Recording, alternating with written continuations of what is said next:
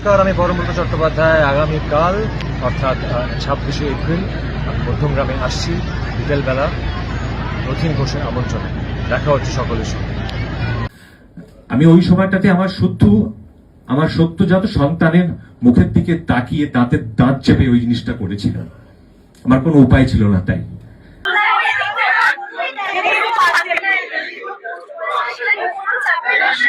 নাহলে কথাগুলো বললাম কেন? সেটাই তো বললাম সবাই, সেটাই সবাইকে বললাম, সবাইকে বলার চেষ্টা করলাম। সেটা হচ্ছে যে যারা আজকে এখানে যে কলাকুশলী বন্ধুরা আমাদের এসেছিলেন, তাদেরকে আমরা যে লড়াইটা লড়েছিলাম 2025 সালে, সেটা সম্বন্ধে সম্পূর্ণ ভুল বার্তা দেওয়া হয়েছে। সেই বার্তাটা তারা যেন যেভাবে তখন পেয়েছিলেন, তারা অনেকেই জানতেন সত্যিটা, কিন্তু সেই সত্যিটা তাদের আরো ভালো করে জানানোর জন্যই আজকে আমি যেটুকু বলার বললাম, এবং আগামীতে প্রয়োজনে আরো বিশদে নিশ্চয়ই আমি বলবো। এবং শুধু আমি তো নই, মানে বিভিন্ন স্টেজে বিভিন্ন পর্যায়ে বিভিন্ন লোককে দিয়ে এটা করানো হয়েছে। অফকোর্স আমি বারবার যে কলাকুশলীদের সঙ্গে আমি কাজ করেছি এতগুলো বছর ধরে, তাদের সঙ্গে সরাসরি বসে আমরা কয়েকজন কথা বলতে চেয়েছিলাম। সেইটা বলতে চেয়েছিলাম, কিছু জিনিস নিয়ে আলোচনা করতে চেয়েছিলাম বলে আমাদেরকে বয়কট করা হয়েছিল, যে ব্যাপারটা আদালত অব্দি করায়, এবং সেটা করার ফলে আরো কমপ্লিটলি বয়কট করে দেওয়া হয়। এবং তারপর একটা পয়েন্টের পর আমার ওপর যারা নির্ভরশীল, সেটা আমার কোম্পানির লোক হোক বা আমার পরিবারের লোক হোক, তাদের মুখের দিকে তাকিয়ে তাদের অসহায়তার দিকে তাকিয়ে আমি অসহায় হয়ে পড়ি। তখন আমাকেও একটা পয়েন্ট, বিশদে বলবো না এখন, বাট অন্য ইন্টারভিউতে অন্য সাক্ষাৎকারে নিশ্চয়ই শোনা যায়, তখন আমাকেও সেটা সেই জায়গায় পৌঁছতে হয়, সেই সমঝোতার জায়গায় পৌঁছতে হয়। কিন্তু সেই সময়টা বা সেই যে 26 বছর কাজ করার পর একটা ইন্ডাস্ট্রিতে সেই অভিজ্ঞতা তো খুব সুখকর হতে পারে না। তো সেই অসুখকর অভিজ্ঞতাটার কথাটা আমি আমার কলাকুশলী বন্ধুদের সঙ্গে, এবং যারা এসেছিলেন তারা অনেকেই জানে, যারা জানতেন না তাদের সঙ্গে শেয়ার করি। তুমি বিগত সরকারের সমর্থনে খুব ভালোভাবে প্রচারে ছিলে, এবং সেটা কিন্তু পুরোপুরি জোরে থাকছে, মানে তোমার সন্তান, তোমার পুরো পরিবারকে না, এখানে আমি প্রথমত বলি যে আমি রুদ্র যে নতুন যে দল সরকার গঠন করেছে, সেই দলের যে রাজনৈতিক মতাদর্শ, সেই মতাদর্শের সঙ্গে আমি একমত নই। আমি বহুবার বলেছি, কখনোই আমি সেটা লুকোইনি। বাট তার মানে তো এই নয় যে বিগত সরকার বিভিন্ন ক্ষেত্রে যে জিনিসগুলি করে গেছেন, যেরকম আমি যদি সিনেমার ক্ষেত্রে দিয়ে শুরু করি, আমরা তো দেখতে পাচ্ছি, আমি তো নিজের তার সাক্ষী। আমি তো সেই যে অনাচার, সেই যে অন্যায়, সেটা আমি নিজে সাক্ষী, বা আমার মতো আরো অনেক মানুষ সাক্ষী। তারা সকলে কি এই যে দল সরকার করলেন তাদের সমর্থক তা বলে হয়ে গেলেন? তা তো নয়। এমনকি এমন লোক এই অনাচারের অত্যাচারের সাক্ষী মানে শিকার হয়েছেন, যারা ভীষণভাবে গত সরকারের ঘনিষ্ঠ, আমার থেকে অনেক বেশি ঘনিষ্ঠ ছিলেন। আমার ইনফ্যাক্ট যে সময় আমি লড়াইটা শুরু করি, আমার সেই সময় ঘনিষ্ঠতা ছিলই না দেখতে গেলে। তো এটা না, মানে এইভাবে হতো না। এটা দলমত নির্বিশেষে একেবারে কমপ্লিটলি একদম একটা স্বেচ্ছাচারিতা চলতো ওটা জায়গাটাতে।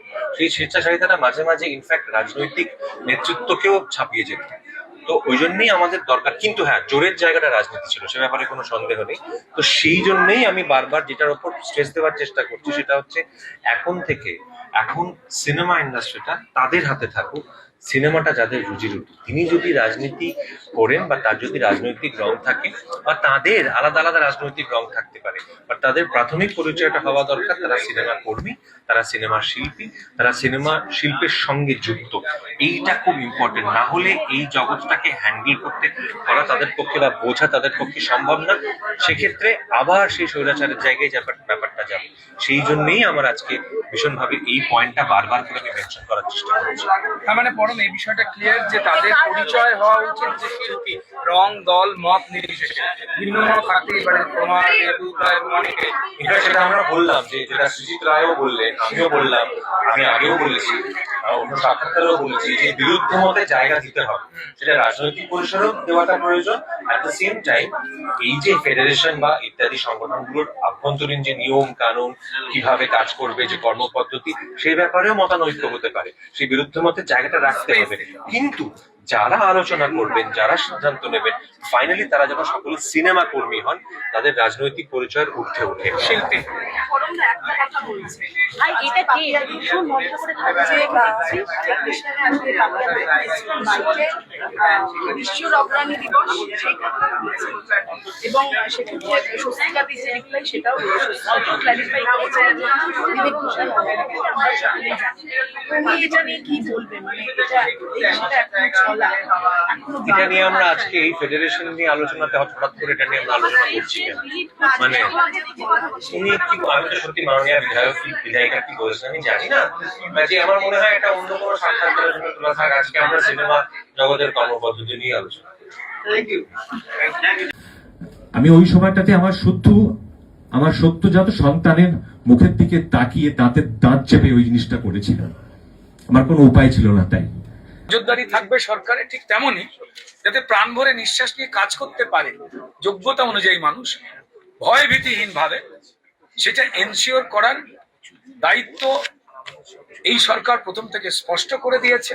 তাই একটা সম্পূর্ণ রাজনৈতিক ঘেরাটোপের যে বদ্ধ একটা জায়গা ছিল তার বাইরে আজকে বিভিন্ন মানুষ এখানে একত্রিত হয়েছে। সৃজিত মুখার্জি যখন বক্তব্য রাখলেন সেটা শোনা গেল, বাকি অশোক মুখার্জি যখন বক্তব্য রেখেছেন সেটাও শোনা গেছে, বা একজন নতুন প্রযোজক নতুন পরিচালক তারাও যখন বক্তব্য রেখেছেন সেটা শোনা গেল, বা বাকি অভিজ্ঞ বা নতুন আমাদের টেকনিশিয়ান ভাইদের মধ্যে তারা প্রাণ ভরে নিঃশ্বাস নিতে চাইছে, বাঁচতে চাইছে এবং বলতে পারছেন বলে সবাই জানাচ্ছেন যে এই প্রথম বলতে পারলাম। তারা নাম নিয়ে নিয়ে বলছেন যে স্বরূপ বিশ্বাস কি করেছে যন্ত্রণা। খারাপ লাগছে, আমরা তো জানতে এসেছি, তারা যেটা জানিয়েছে সেই রিপোর্ট আমরা জমা দেবো, এইটুকুই তো খুব স্বাভাবিক নিয়ম। সুদ্রদা বহু বছর ধরে গিল্ডে কার্ড করার ক্ষেত্রে অনেক ইয়াং যারা জেনারেশনকে আমরা শুনেছি প্রচুর টাকা দিয়ে করাতে হতো, অনেকে কার্ড পেতেন না বলে কাজ করতে পারেনি, কিন্তু তার যথেষ্ট দক্ষ। তাদের নিয়ে কিছু ভাবছো? কারণ এর আগে 100% যখন এই পরিবেশটা অফ হয়ে গেছে এবং প্রত্যেকটা মানুষ যারা টলিগঞ্জ ফিল্ম ইন্ডাস্ট্রিতে কাজ করা বিভিন্ন ধরনের কাজ করা মানুষ তারা যে যে বক্তব্য রেখেছেন সেই বক্তব্যের কিন্তু আগে পরে এই কথাটা জড়িয়েই ছিল যে এই গিল্ড কার্ড তার কঠিন নিয়ম, পছন্দের নিয়ম, পছন্দের লোক হলে তবে কাজ পাবে, তবে কার্ড পাবে, না হলে সে ঘুরেই যাবে। এগুলোও তো পরিষ্কার একটা পদ্ধতিগতভাবে তৈরি করা হয়েছে বলেই এখানে যে মানুষজনেরা এসেছেন এত গুণী টেকনিশিয়ান বা বাকি যারা এসেছেন তাদের মুখ থেকেই তো স্পষ্ট করে আপনারাও জানতে পারলেন। ওই অন্যায়টা তো হবে না, আর চলতে দেওয়া যাবে না, সেটা ইতিহাস হয়ে গেছে। বরং আর কি করলে আমরা বেটার জায়গায় যেতে পারি সেই সাজেশন আমাদের টেকনিশিয়ানসরা, আমাদের ডিরেক্টররা, আমাদের প্রযোজকেরা এবং বাকি যারা যারা জড়িয়ে রয়েছেন তারা দেবেন, এবং সেটাই আহরণ করা কাজ এবং সেই বার্তা পৌঁছে দেওয়া হবে। এবং সরকার পরিষ্কার বদ্ধপরিকর যে কোনো রকম হুলিগানিজম, স্বৈরাচার চাপিয়ে দেওয়া বা ঠিক যে যে ঘটনাগুলো আগে ঘটতো বলে টেকনিশিয়ানসরা জানালেন, নাম নিয়ে নিয়ে জানালেন, সেগুলো বন্ধ।